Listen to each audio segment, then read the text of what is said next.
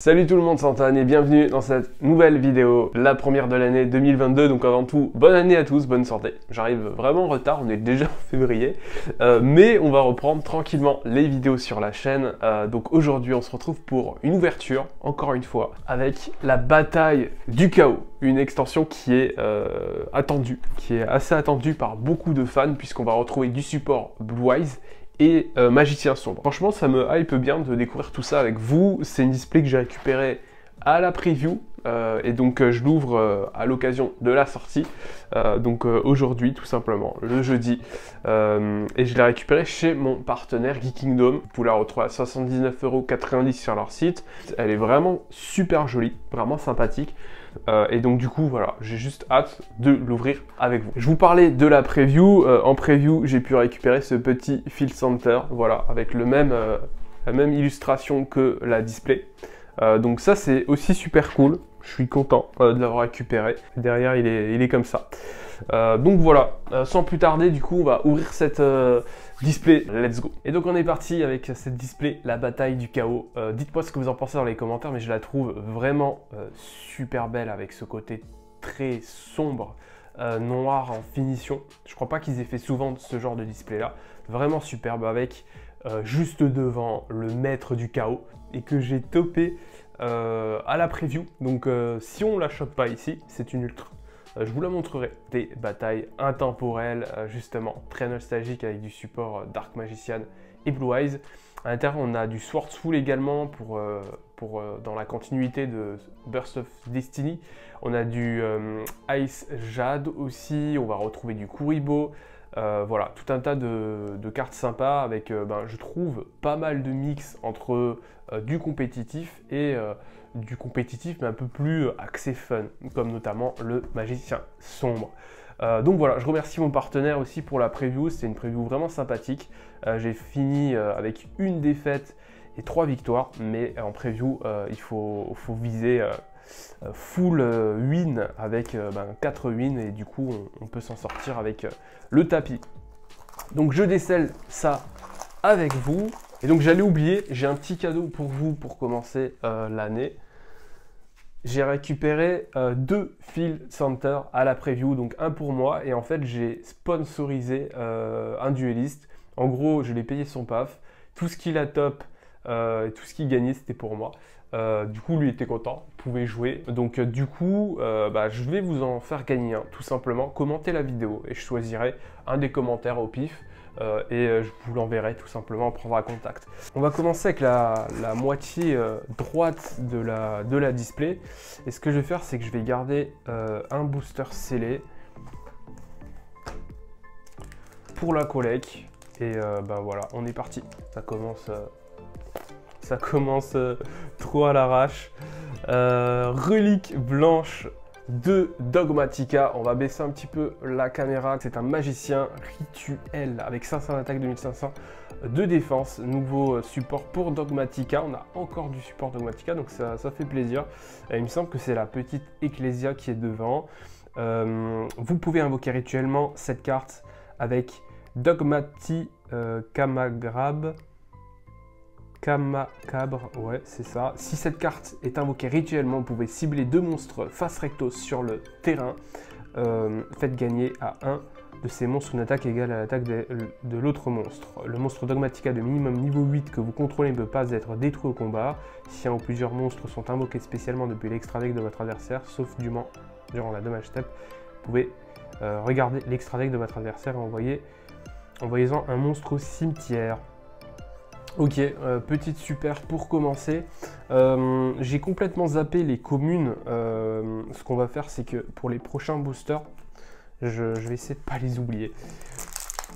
Donc, Uradora du Destin.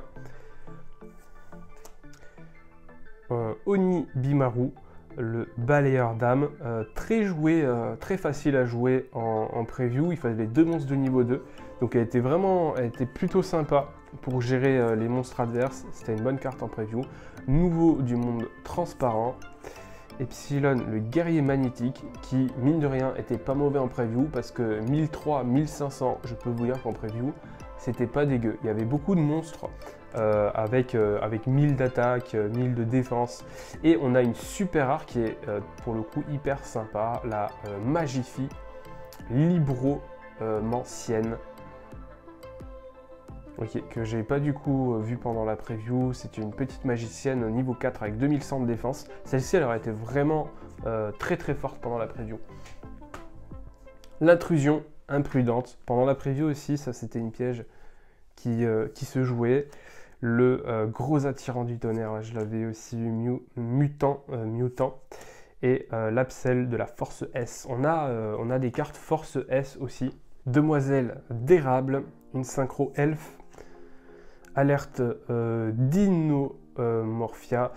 On a justement un nouveau support, c'est les Dinomorphia, donc un mix entre je sais pas, des bêtes ailées comme ça ou des monstres un petit peu futuristes, des mi-hommes, mi-dinosaures, mi-futuristes. On a cette petite piège Dinomorphia, celle-ci pendant la preview, elle était ouf. Elle s'invoquait en tant que token et elle avait 3000 de défense. Donc ça, c'était vraiment quelque chose de très costaud pendant la preview. Tête d'opale de feu. Et on a une ultra dès le 3e booster, roi planificateur de Maginex. Donc une X6 pendule, 3000. Je vous laisse mettre pause si vous voulez lire l'effet, mais la carte en tout cas est vraiment sympa. Donc c'est un DDD. On a du DDD justement en support et on a du DD aussi à ne pas confondre. Vénus, agent de la destruction. Le moustique de fumée pendant la preview qui était aussi sympa, j'en avais 2 dans mon deck. Et celui-ci en fait il a un effet rapide, il permet durant le calcul des dommages de diviser les dommages par 2 et de passer direct à la fin de la battle. Donc en effet rapide. Et il s'invoquait spé depuis la main. Le grand double casting de lanceur. Et donc du coup dans cette extension, il y a, comme on a l'habitude des Starlight, donc ça serait cool, pourquoi pas, de tenter une Starlight. Érosion, jet de glace, Darton, de la monstruosité mécanique, Sirène Fantorus. On a du Fantorus qui revient, ça fait plaisir, c'est un archétype apprécié qui date un peu. Fin de la ligne, et le dictateur des dés. Dictateur des dés, c'est marrant comme ils l'ont traduit parce que je crois que c'est tyran des dés en anglais ou en japonais il me semble, dictateur des dés. Donc un Blue Eyes magicien, du support magicien. Du support pour les monstres yeux de bleu. Vous pouvez envoyer un dragon blanc aux yeux bleus depuis votre main ou deck au cimetière, invoquer spécialement cette carte depuis votre main. Ok, bon ça va être clairement du fun, hein. Sonic, Dinomorphia, Simorgh l'oiseau de la perfection. On a du Simorgh très très intéressante, très forte cette carte là durant la sneak peek. Dogmatica, Cabre. Donc ça c'est la magie rituelle qu'on parlait juste avant pour invoquer ce monstre rituel là. Ok. Et Fantorus ou Friandise. Onibi Maru, le balayeur d'âme, conjurateur dimensionnel, nouveau monde transparent. Traître du miroir des rêves, on retrouve du miroir des rêves. Et le maître du chaos que j'ai déjà eu à la preview, qu'on récupère en ultra, il est ultra cool, ultra sympa, très très belle carte. Donc le maître du chaos avec 3000 et 2500, il faut un monstre magicien son plus un monstre rituel chaos ou soldat du lustre noir pour être invoqué. Donc pas facile à être invoqué ce petit monstre là. Cette carte est invoquée par fusion, vous pouvez cibler un monstre lumière ou ténèbres dans votre cimetière, invoquez-le spécialement. Vous pouvez sacrifier un monstre lumière et un monstre ténèbres. Bannissez tous les monstres contrôlés par votre adversaire. Donc ça c'est plutôt fort. Par contre il va falloir réussir à remplir la condition et à préalablement invoquer la carte bien sûr. Si cette carte invoquée par fusion est détruite au combat ou par un effet de carte, vous pouvez cibler une magie dans votre cimetière, ajoutez-la à votre main. Et du coup j'en sais rien, mais peut-être la magie qui a servi pour l'invoquer. Donc plutôt très très fort ce monstre là qui va faire plaisir aux amateurs de Dark Magician. Donc encore un artwork badass.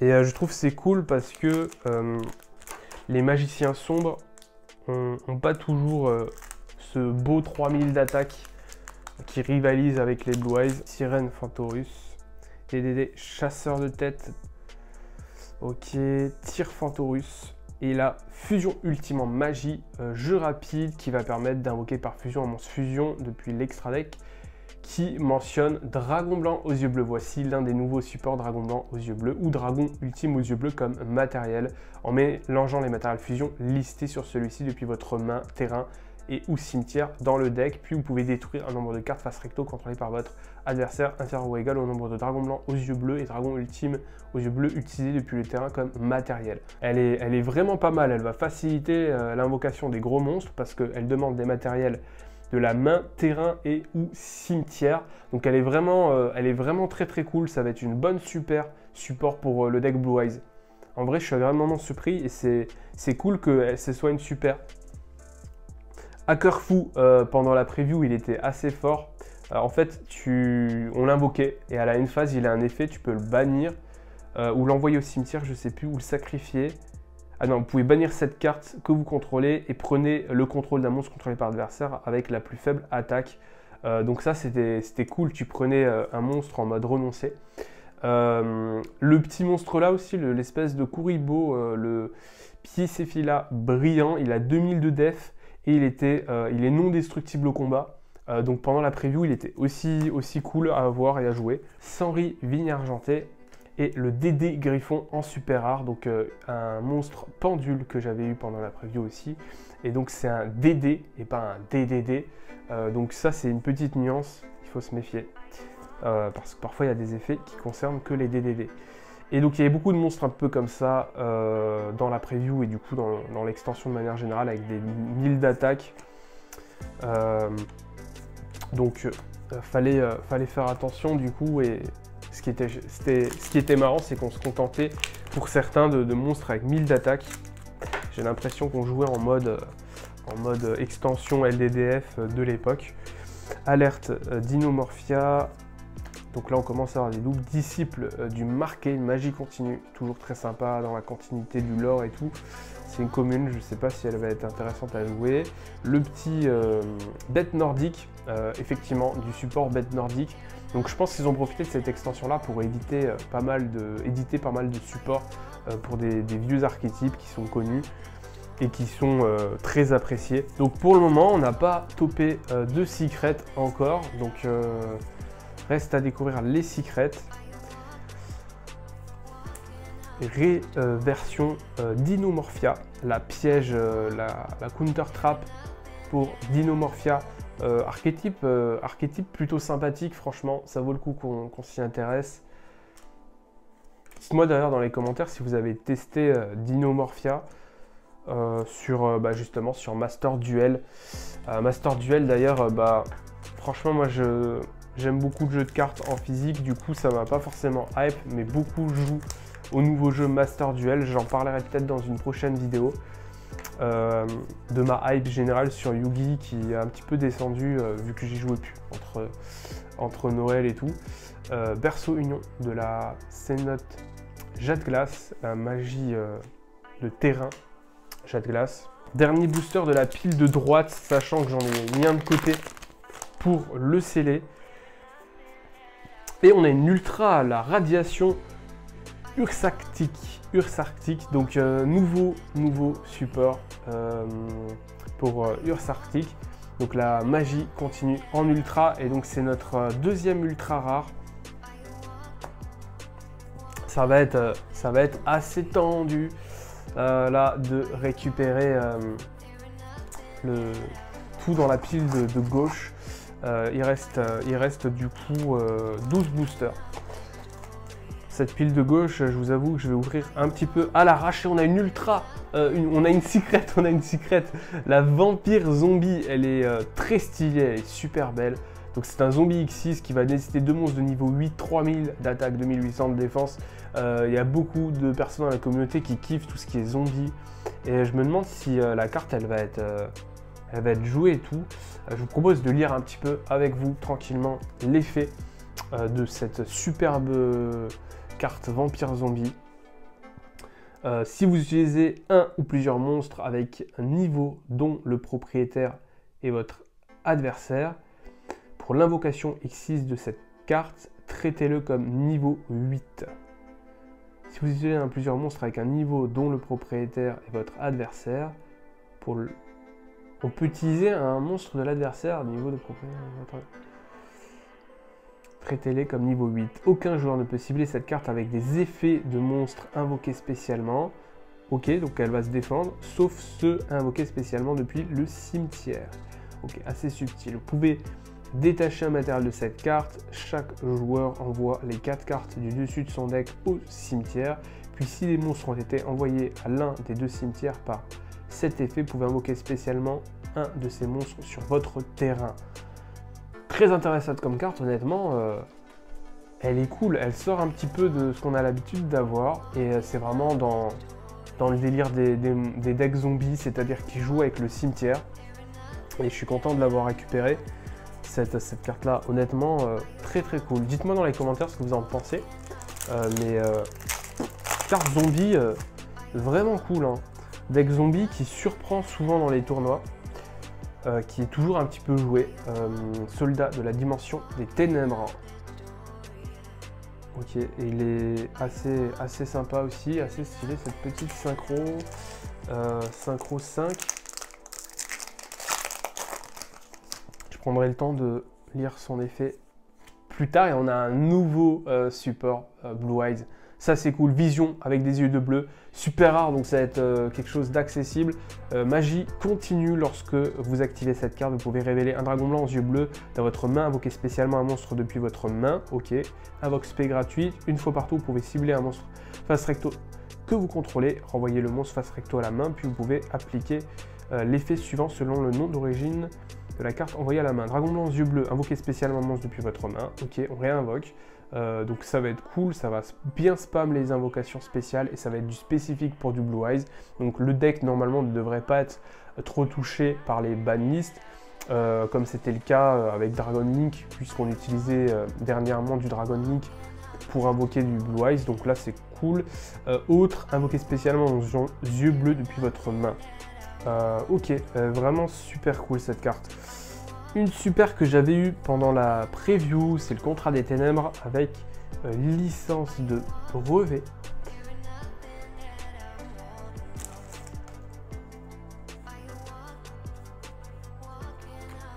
Une ultra, encore, fantôme vampire, donc qui va du coup, j'imagine, avec la secret qu'on a récupérée.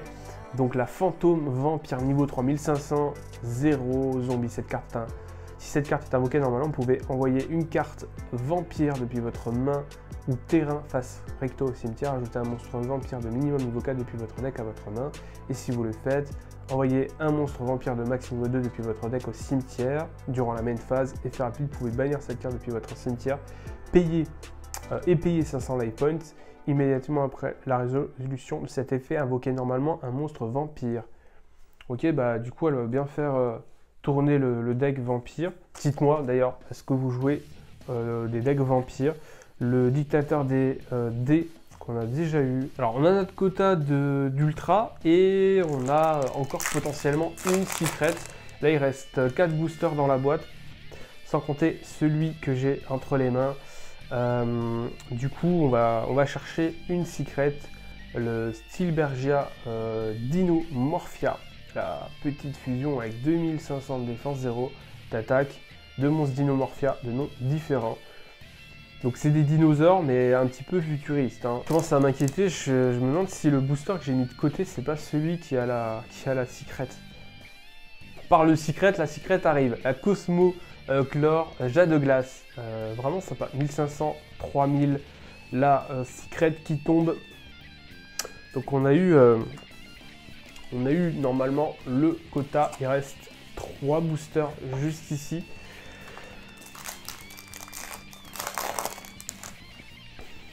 Alors, qu'est-ce qu'on a de beau pour... Oh, mais attendez, on a 4 ultras et on a une 5e ultra, mais trop bien. Trop bien. Je m'attendais pas. La Nephthys du chaos. Bête, elle est vraiment super belle. 2400 d'attaque, ni invocable normalement, ni posable. Normalement, uniquement invocable spécialement par son propre Effet, si un ou plusieurs cartes sur le terrain sont détruites par un effet de carte, vous pouvez bannir un monstre lumière et un monstre ténèbres. Nephthys du chaos exclu, depuis votre cimetière, invoquez spécialement cette carte depuis le cimetière si elle y était, lorsque la carte a été détruite, ou la main, même si elle n'y était pas. Ok, vous pouvez utiliser cet effet de Nephthys du chaos qu'une fois par tour. Si cette carte est invoquée spécialement, vous pouvez cibler une carte contrôlée par votre adversaire et 2 cartes dans son cimetière, bannissez-les. Ultra sympa cette carte là. Bannir, en vrai, bannir des cartes de l'adversaire du cimetière, ça peut être hyper fort. Relique nordique, je ne lirai pas la première partie de la carte. Hein. Relique nordique, donc invoquez spécialement nordique depuis votre deck, mais vous ne pouvez pas invoquer spécialement de monstres depuis l'extra deck. Ok, ça va être une carte qui va booster tout ce qui est invocation pour le deck nordique. Et on attaque du coup le dernier booster et j'espère que vous avez kiffé cette vidéo. Le dernier booster, qu'est-ce qu'on a? On a une super rare, on a Dark, la charmeuse des ténèbres, obscure, très très forte aussi pendant la preview. Je pense que ça va être une très bonne link 2 pour les decks ténèbres.